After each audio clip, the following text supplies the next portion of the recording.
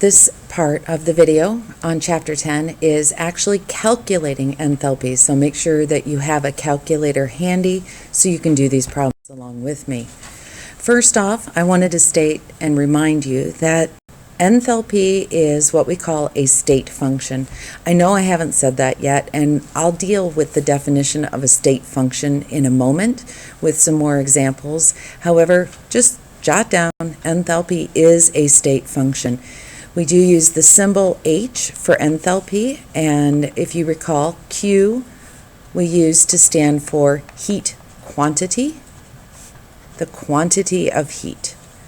And I said in the last video that you could think of enthalpy as heat, but I didn't give you a real good reason why. H is what we use for enthalpy, and this is why you can think of enthalpy as another way to define heat.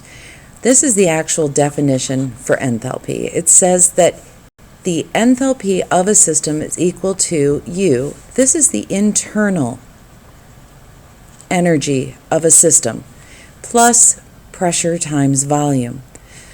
In our purposes, for what we do in Gen Chem, the pressure and volume will be held constant. So both of those values are zero. So we end up with a situation in which the change in enthalpy is going to equal the change in the internal energy of our system, which is why we can use enthalpy or think of enthalpy as if it's just another way to express heat, the transfer of energy from the system to the surroundings. In terms of a state function, that is going to allow us to calculate enthalpy in more than one way, and I'll get back to that. The first way that I want to calculate enthalpy today is basically just a dimensional analysis type of problem. Here we have 1 mole of methane burning at constant pressure. So that's back to that pressure and volume, 0. If we have a constant pressure, pressure doesn't change, its value is 0. We can ignore it, so therefore we can treat enthalpy as if it was heat. We have 890 kilojoules of energy being released. That is a key word in this problem. It says calculate the enthalpy for a process in which 5.8 gram sample of methane is burned at constant temperature. One of the things, well, constant temperature, yeah, we can ignore that. You do need to know enthalpy has the units of kilojoules per mole.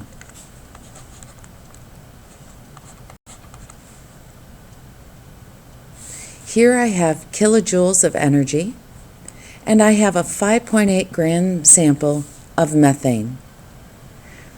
It is a combustion reaction, so let's go ahead and write the chemical reaction for the combustion of methane.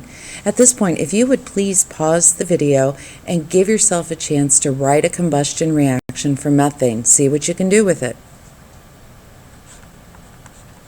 There's methane if you need that.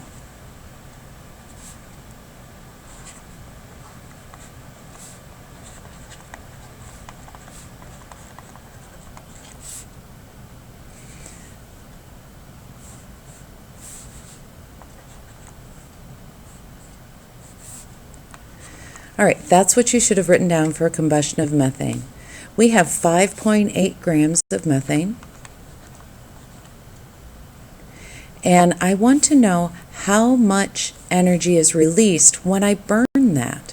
So I need to get to kilojoules per mole. I already know that I'm going to release this much energy, so it becomes a dimensional analysis problem. I have in this case 890 kilojoules, but I need moles. Can you convert this to moles? Give yourself a minute and see if you can come up with the correct number of moles. All right, for this problem then, you should have gotten 0.36, let's see, 2 sig figs, 0.36 moles of methane. So this equation says that for every 890 kilojoules of methane, I burn 1 mole of methane,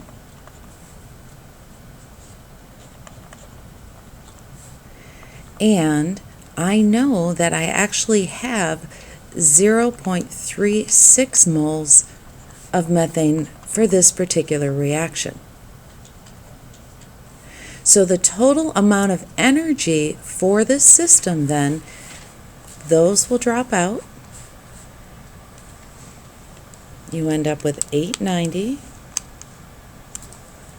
So you end up with 320.4 kilojoules.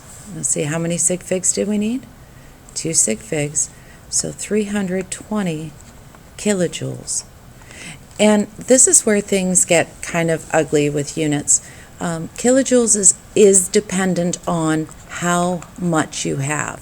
If you think of it, the iceberg versus the ice cube. Clearly, it's going to take more heat energy to melt an iceberg than an ice cube. So enthalpy does depend on how much you have, and it's often given in kilojoules per mole. But our final answer, we just want to know the total amount of energy. We already took care of how much within the problem. Now there's one more thing because we're not entirely done. What about this released as heat business? Remember, we said if it's released as heat, it is an exothermic reaction. Therefore, we need to make sure that we are using a negative sign showing the release of heat energy. Take a look and read through this problem.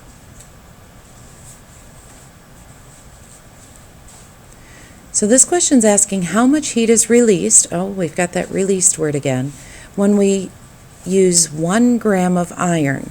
So we have 1 gram of iron here, is reacted with excess oxygen. Well, excess oxygen means I don't have to deal with limiting reactant or anything like that. What this equation is telling me, because of this coefficient of 4, that the amount of heat energy used by this reaction is negative, because it's released, 1652 kilojoules for every 4 moles of iron. And I want my final answer to simply be in kilojoules. So let's start with the kilojoules. We have negative 1652 kilojoules for every 4 moles of iron. And I know I have 1 gram of iron, and how are we going to get from grams to moles? If you guessed the periodic table, you're correct. So 1 mole of iron has 55.85, that's not very nicely written, 55.85 grams, and we used 1 gram in the problem. So give yourself a minute and calculate your answer. Okay, you should have come up with negative 7.395. Let's see, grams canceled, moles canceled. Yep, you're left with kilojoules. And your only thing left is check your sig figs. We have 3 sig figs here.